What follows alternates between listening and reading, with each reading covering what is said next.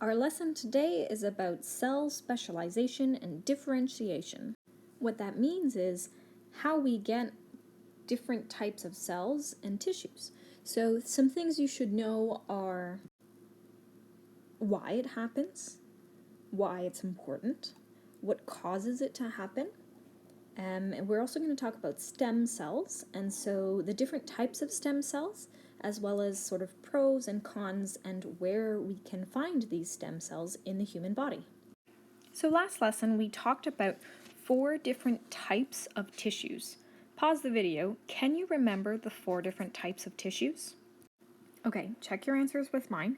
And also, can you state any examples of the different types of tissues? Pause the video, give that a go.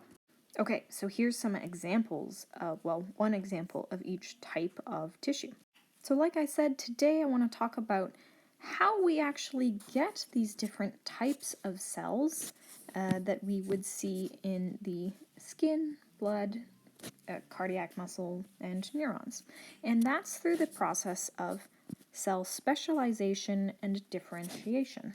So we need to talk about why we specialize.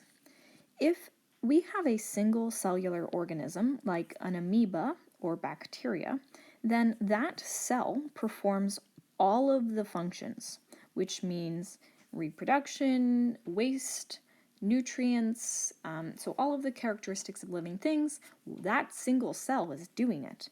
But when we get multicellular organisms, things become more complex, and as you may remember, we're having issues with our surface area to volume ratio. We get so big that each cell alone can't do that without certain structural supports. And so these structural supports come from the specialization of cells, where each cell has a specific role or function within the organism. And so each organism needs to supply food and nutrients, and we're going to be using our digestive system to help with that. We need to transport materials, and we do a lot of transportation with our circulatory system. And we also need to remove waste, which comes back to our digestive system, and fight infection, which has a large part to do with our circulatory system. So differentiation is the process of creating specialized cells. So that's what differentiation means. It just means to create special cells. As you may remember from cell theory, all cells come from pre-existing cells. So the question you may be having is, well, what was my first cell? Your first cell was the zygote. This is formed from the sort of union of a sperm and an egg cell. And so when sperm and egg meet, you get a happy little zygote. This zygote can then perform mitosis in order to create additional cells. As a human embryo develops, we get differentiation where cells will change their shape, contents, and function. So during development of the embryo, we get cell differentiation, which means we have specialized cells with special functions. So in this image, you can see our zygote. So that's sort of the egg and sperm fused. The zygote will then begin to complete mitosis, multiplying in cells, until eventually we get a blastocyst. Now, this blastocyst is composed of cells, and we get a number of different sort of layers. In that bluish purple color, you see what is called the inner cell mass, and on the outside you get what is called the trophoblast. Then there's sort of a space inside which we actually call the blastocele. So this blastocyst will continue to grow, develop, change into what is known as a gastrula. At this point, we begin to see 3 different germ layers. These germ layers are the ectoderm, the mesoderm, and the endoderm. So we have the external, ecto, middle, meso, and internal, endo. And each of these layers will go on to specialize and become different types of cell. So, for example, the ectoderm, the external layer, will become skin cells of the epidermis. And this kind of makes sense because it's the external layer. So this specialization is a result of differences in gene expression. And so what that means is genes control sort of everything in the cell. You know that, right? That's because genes will produce all the different proteins and enzymes, and these components are crucial for determining how and what the function of the cell is. Now, the driving factor of the differences in the genes that are being expressed is often environmental. So things like differences in the cytoplasm of the cells. You could also have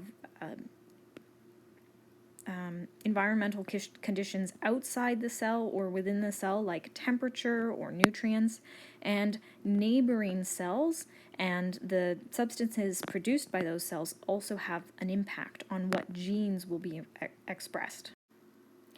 The question now is, can all cells differentiate? And the answer is no way. There are two types of cells which are able to differentiate.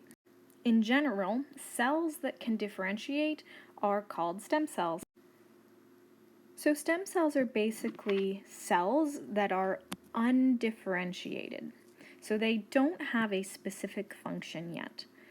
This means that they are then able to differentiate and become specialized cells. So stem cells are just undifferentiated cells. So if this is our stem cell, and it can undergo mitosis, and the daughter cells from this stem cell will have the exact same genetic information, the same DNA. The only difference is the gene expression. So these cells will have different expressions of the genes.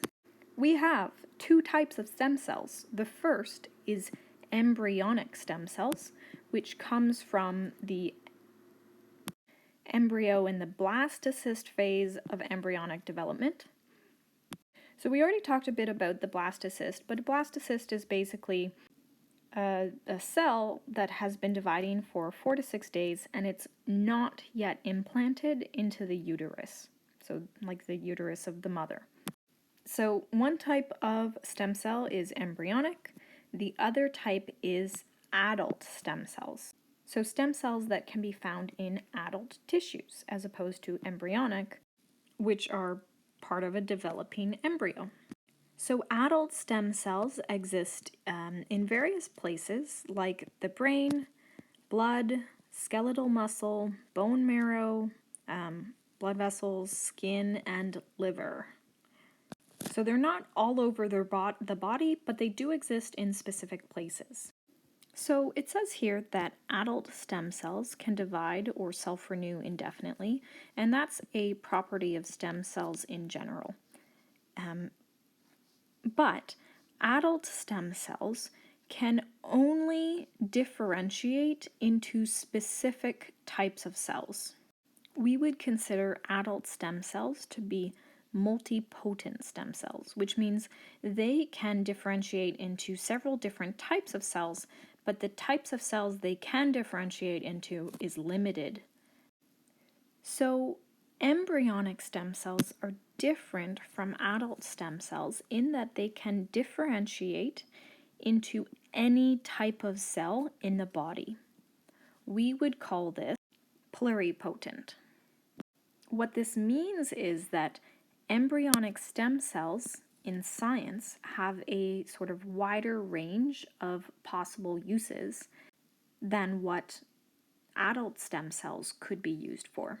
The reason we care about all this is because stem cells are currently being used to help cure blood cancers and blood disorders, as well as replace damaged tissues, for example, in burn victims. There is a ton of research currently going on looking into the use of stem cells. just to name a few, in order to reverse the effects of a spinal cord injury, in order to treat brain diseases like Alzheimer's, ALS, or Parkinson's, and of course, grow organs for transplants. And that's the end of our lesson on cell differentiation and stem cells. Let me know if you have any questions, and good luck!